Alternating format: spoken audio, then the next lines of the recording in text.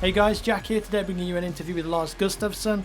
Lars is the creative director at DICE. He's worked on all of the Battlefield titles. He's the main man, he's the big dog, and he's responsible for making sure that Battlefield feels like Battlefield. This is a 25-minute interview. We discuss BF4, Battlerecorder, Spectator mode, the second Assault DLC, Levolution, new details about the game. It's all kicking off and there's loads of great information and insights in here. I'll see you on the other side. It all started way back in '97, I think, with two students, Mats Dahl and Johan Persson, who finished off at university and were building a 3D engine, hooked up with Patrick Söderlund, who's now on the EA's games label. And they had a dream about the epic battlefield at a time where you either had flight sim, boat sim, tank sim, or a shooter. And I came in early in '99 when there was a game in the making called Codename Eagle. Yep. We had a prototype that we started with 2 months later or something, which was named Battlefield 1942. And it depicted the Second World War with everything from submarines, battleships, to tanks, soldiers, to B-17 bombers. And since then I worked as producer in 1942, lead designer in Battlefield 2, and been with the franchise all through the years. But to say that you are the man is still, it's a team effort, always. Yeah. So would you consider changing your second name to Battlefield maybe? My second name is actually Lars Bertil. Oh, and we have Conquest Small and Conquest Large. Yeah. So the team is saying not Conquest Large anymore, Okay. but Conquest Large, and it's Nice. Battlefield. They're all making fun of me. That's handy, man. Well, not so handy for you because they're making fun of you, I guess. But so you're pretty deeply involved with the development of BF4 then. So you oversee like that core Battlefield experience, I guess. Yeah. Overall in charge of the game, Okay. while Patrick Bach, the executive producer, is in charge of the product, so to say. So how did you set about trying to make BF4 a different game from BF3? Obviously, a lot of people when they first saw the game were just like, oh, it's just BF 3.5. Because obviously it's the same, sort of the same engine, but Frostbite 3 instead of Frostbite 2. How do you get out of this whole? You've got like Levolution. A lot of people go, oh, it's just a gimmick. How do you move away from that and make BF4 its own game rather than just BF 3.5? It's a tricky thing. I think we've learned through the years that it's so easy to end up in an extreme creative anxiety if you think about what you have up ahead. So rather you need to step back and worry about the millions you have to please, rather go inwards and think about what are you passionate about. And just like you don't want to come out with the next FIFA that has 2 balls to be revolutionary, you still have 1 ball since that's the game. We need to keep the core pillars of Battlefield. But for example, for multiplayer, we saw a huge potential in both upping the game with destruction. Yeah. We saw, and we had learned a lot about how to build drama in single player, and felt that there must be so much more we can do in multiplayer to build drama and to build kind of epicness and kind of variety. So we started looking into the concept of Levolution. And originally it started with all the little things sprinkled around the map. You can open doors, you can fire extinguishers, fire extinguisher, bollards up, all the little things. When you talk about them each and every one, they might sound, what's so exciting about the door that you can open? But to me, it all becomes apparent when you see the Levolution trailer where they throw in the hand grenade and close the door. So cool. And it's kind of, and to be able to take someone out in that way, not only with your weapon, gadget or vehicle, to me is a very new way of playing. So to spread out around the level with kind of a upped destruction, the new what we call amphibious assault, but really the new water technology that also originated in single player. It was an intern who worked with interactive water and then moved on to maybe we could do a raging sea, and then multiplayer team kind of can we network Can we do this? And before the Frostbite 3 team and the BF4 team really wanted to dedicate, we had to think about what does it give us? Does it give any new gameplay, or is it just good looking? So we stepped back and looked at kind of, instead of thinking about it as boats, kind of think about it as tanks fighting amongst sand dunes on Battlefield 1942. Yeah. You're alone in a weak Sherman tank. You see the heavy Tiger tank. You know that he's going to have you, or she. But you move around, kind of hiding amongst the sand dunes. Pop up, fire in the back, move around. So you can use them as cover. Yeah, so we used that as the main foundation, and tried it, and finally we had it. And then everything else followed, you know. So now you must be able to dive, don't you? And it's boring to swim slowly, so we added sprint. And when we started diving, you know, you snuck up on an attack boat, and everyone kind of, oh, please give me so I can place C4 on it. Went back to programmers and animators, and we fixed that, so now we can use the handheld weapons. So it's always an iterative process. But with all of this coming together, even though we talk about them separately, and also, of course, adding the spice of the level-changing Levolution concept of all of this coming together here on Parasol Storm. With the storm kicking in, you have more use for your night vision or IR sight since it gets darker. You have the wind, the effects, the cease to fight. You can, when the lightning strikes, the windmill, you can take it out and unleash the battleship that comes in and adds, kind of breaks up the whole control point, adds a new anti-air, as well as siege. You have previously your capture point up at the tower. You bring it down, and it totally changes. You have a new peninsula, fight along in the ruins. So for us, when we showed it to people early on, they said, cool, if it's interactive, if it changes gameplay. So every time we tried it on people, it's kind of, yes, it's cool, it's super cool, if we can use it. So that's been the core mantra. And hopefully we see that we have another level that you can flood. But for some people who like boats more than others, or prefer the lower water level, can kind of protect the levee. So you don't have to blow that down. It doesn't have to happen. It's not a scripted event. It's a player-driven scripted event. Same thing if you are superior in airspace on Siege of Shanghai. You want to keep the tower up. Since you protect the elevators, that's not the hard part. And you cover it with your helicopters. So you have airspace, you can have your anti-air guys up there as well. But if you're better on sea or on foot, you want to bring it down, since you want the base down there where you rule.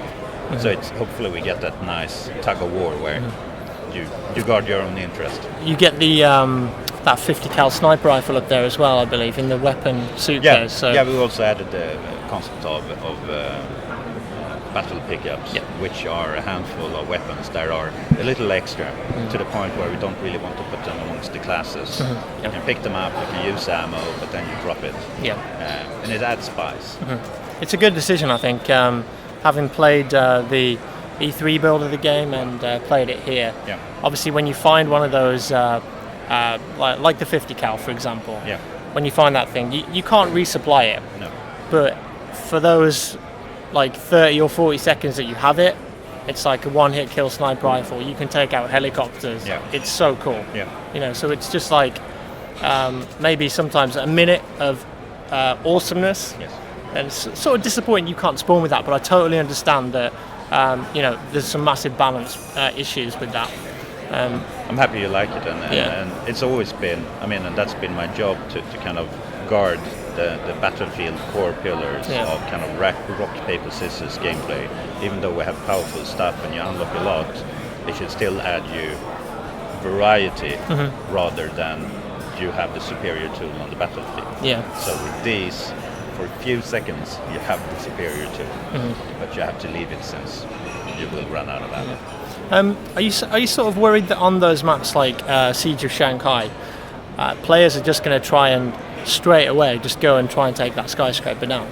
Like, do you think that's a big deal, or do you think that because the level changes, it's not really a factor? Like, how do you feel about that? So to me, as always with Battlefield, we found this out very early, that once we release the game, it's really in the hands of the community. We can do our best to make everything that we put in there. We put it in for a reason. Nothing, and really nothing happens by coincidence. And if it does, we fail, so to say. So we try to do our best to give people meaningful choices. and then it's really up to people to enjoy the sandbox. Okay, cool. Now, in the Levolution trailer, we got some snippets of the maps that are being remade for Second Assault. So I know there's not many details about those, but it looked like we had Operation Metro, Firestorm, Gulf of Oman, and Caspian Border. So how are you going to use Levolution to improve those levels? Are you building those levels again with Levolution in mind, or is it just going to be a few new buildings? Like, can you talk about that at all? We're not really going into details yet, okay. but the big thing here is that we have the new Frostbite 3 engine. So yes, we rebuilt levels from scratch and just think Levolution from the start. Okay. And I mean, inspiration came from single player, but also like events we had in Caspian Border, the Tower Falling. So I think, I mean, that one, which basically touch everyone playing the battlefield, but also we try always to provide choice. So whether you want team deathmatch or the smaller new game of Diffuse or Domination, which we're showing here on PlayStation 4, we try to ensure that Levolution is more of a backdrop, so it doesn't change. We know that many people want to go competitive at it. It's infantry only. It's yes, the beauty and glory of destruction and everything. But then we up it, so lone wolf, team deathmatch, infantry only, high frantic, or the big shaboom of the bigger modes like Obliteration, the new game mode, which is inspired by rugby or by Capture the Flag. Which we show here, 3 bases each. You need to take the bomb that spawns in the random location. Take out the other 3 bases and you win. It's a lot of fun. Really good fun. I'm happy to. It brings out, to me, where we started with Battlefield was exactly that. It's fun. We don't mind if it gets goofy. On the surface, Battlefield always looks quite serious, but when you do get into a game of multiplayer, if you die laughing, then we succeeded. Right.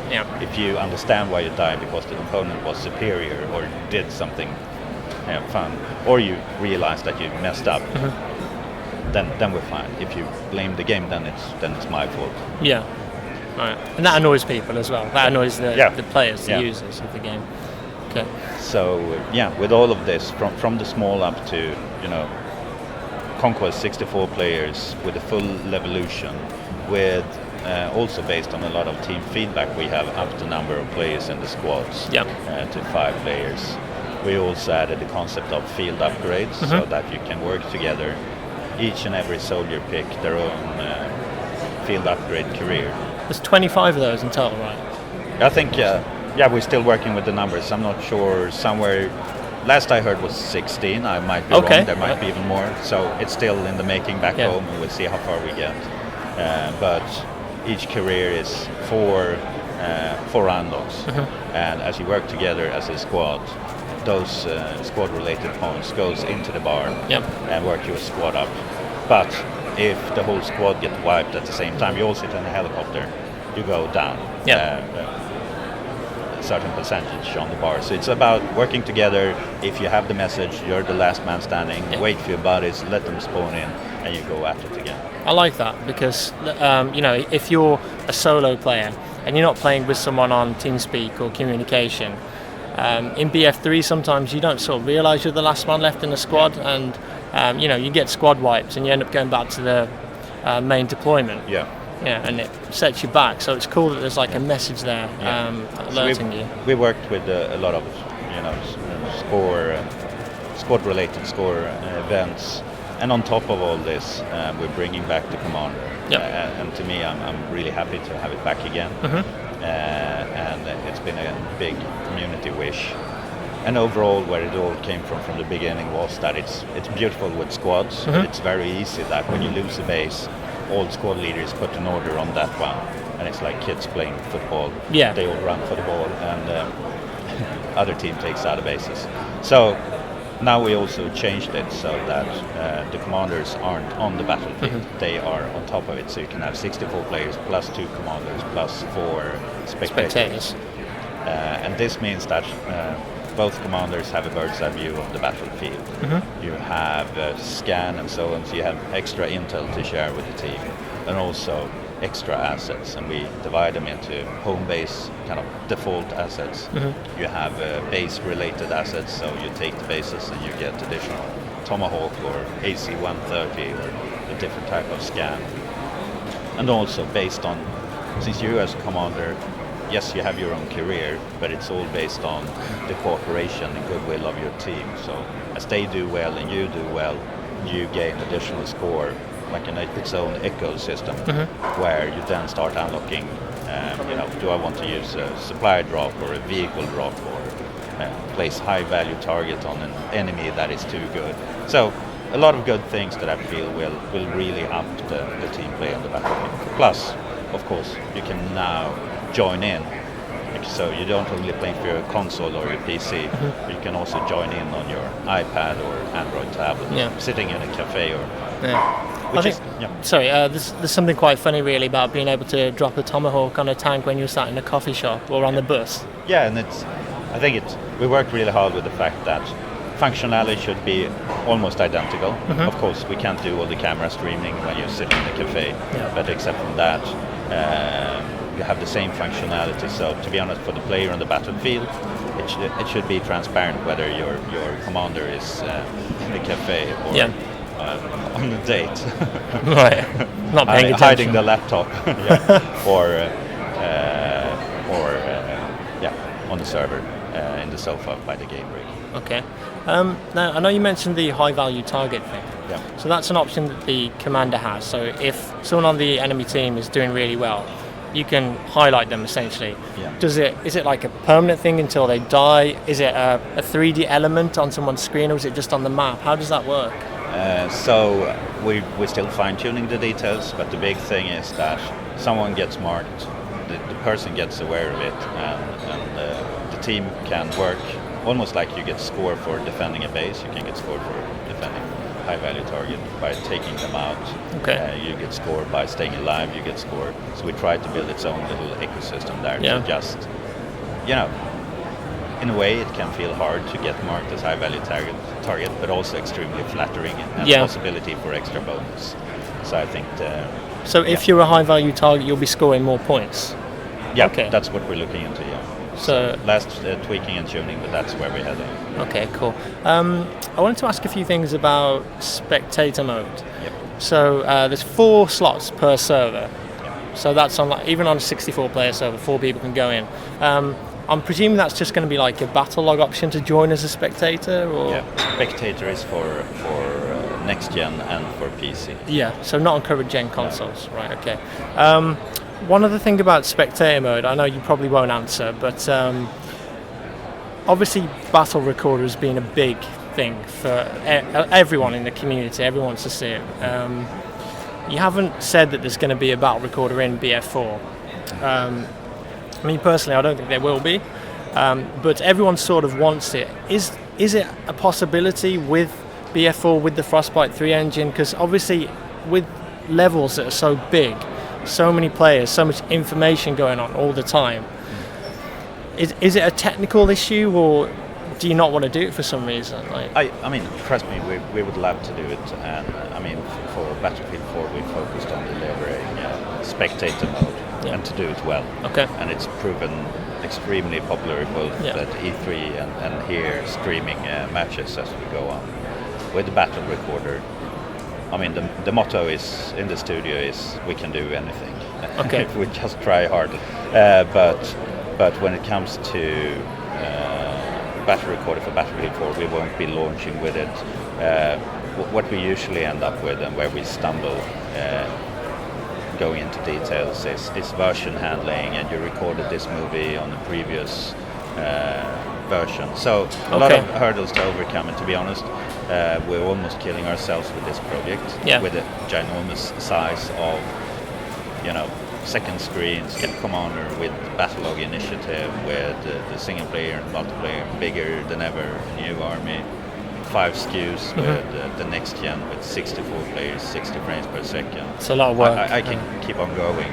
So I think we are biting off a lot, and we rather deliver quality on what we do than try a little too hard and fall short. So we definitely haven't lost it from the radar. Yeah. And I mean, I sincerely hope that the community keeps on giving us feedback, since a lot of it has gone into Battlefield 4. Everything from gadgets, the new motion sensor, or the throwable motion sensor that we had in Bad Company 2 is now back with an effort for more mobile squads, commander, numbers of squads, vehicles, weapons, a lot of stuff that the community often bring up. Since in the end it's for them we do it. Yeah. One big thing has been in terms of the rented server program, that we're aware of that people don't know what they get into on Battlefield 3. So we've reworked it. We still want to, I mean, we love our people who set up servers, but we want to guarantee players an experience. So basically you choose your type of playing. So there's a certain threshold which you can have your server settings within. That will be official settings. Okay, yeah. If you set it within those, anyone who do quick match or you choose to join it will know what they get. Right. It will be kind of more or less the default settings. Yeah. You will have what you expect. So satisfaction guaranteed. Then you can go down to add some more changes, and you go down to ranked, and all the way down to go crazy, do whatever you want, but then the server might not be ranked, but you can still have a lot of kind of glorious Battlefield fun. Okay. So that's also a big point that's been brought up by the communities. I mean, we always had dedicated servers to guarantee good experience, and we just want to make sure that it keeps on being a good experience. Right. Okay. Cool. Just going back to the Battlerecorder for a second. So have you considered just like a local recording function? So like in Counter-Strike, you just record a demo, and you can just play the demo back, but it only shows your perspective. I mean, we've been considering things. The beautiful thing this time around is with the new next generation of hardware. Both come with the type of recording functionality and so on. So I feel that we are moving in the right direction, and it's definitely not off the radar. Step by step, and I think we're going to get there. Cool. Question everyone keeps asking me on Twitter, Facebook, Reddit. The PS4 version of BF4, I think we've all played it, and everyone keeps asking, is it running at native 1080p or is it 720p upscaled? Right now we're still deciding. Performance fixing, bug fixing, memory fixing, so we're still deciding. Right now, I think we're running 720. Okay. I think in the end, it's the ultimate gaming experience. We're up to 64 players. 60 FPS as well, 60 which FPS, is great. That's kind of the. I think that's truly a new generation of Battlefield for all of those who play console out there. And that's another thing that community have wanted it for so long, but just because we haven't been willing to sacrifice destruction, vehicles, and so on, and become just another shooter. We want to be kind of no compromises. So I'm happy to be there. I mean, seeing people. Have you tried both domination, alliteration, and I tried them all. That's good. Any favorite Battlefield moments out there? From the new maps? Or things happening while going at it. Okay, so the coolest thing that's happened so far. I was playing with a friend, Sam. And we took out the big wind turbine in the sea. Obviously that, because we wanted to see the ship come in, so we did that. Ship came in, and we were walking around on it trying to find the AA gun. Obviously we found out later on that that's an automatic thing. So we were like, okay, fair enough, but we'll walk around on the ship. I see one of the weapon crates on the floor, so I'm like, I'll go check it out. Go to it. It's the 50 cal sniper rifle. I literally turn around. There's two guys there on the enemy team, and I'm just like, bang, bang. And it was just such a cool little micro Battlefield moment. The ship comes in, you can get on the ship, it's no big deal. And then weapon crate, 50 cal, boom, boom. It's just so cool. I'm happy you like it. It's nervous times, but also extremely exciting. Honestly, BF4 is, I mean, as a Battlefield player, it's really good. Like, it doesn't feel like BF 3.5, and all the feedback that you've got from the community, and you've added all that stuff, Like, I love the way how all the equipment you're adding is based on movement now. You know, you had a lot of static stuff in BF3, like the mortar, the soft lamp. Now it's all on the move. It encourages movement, but looks like you've got to go. So, but that was really great. Thank you very much. Thank you. I'm happy you like it. That's brilliant. That's why we work here. So there we go, guys. Hope you enjoyed that interview. It was a great honour and a pleasure to meet Lars and get to interview him. Big thanks to Dan Sheridan from EA, who actually sorted this out for me. So cheers to you, dude. Leave a rating and a comment if you enjoyed the video. That's always appreciated. Of course, PAX Prime is coming up this weekend, a big game show in Seattle. Are any of you guys going? Let me know in the comments. Hoping to see some big game announcements there, hopefully. Also, I'm promoting a video called The Power Inside.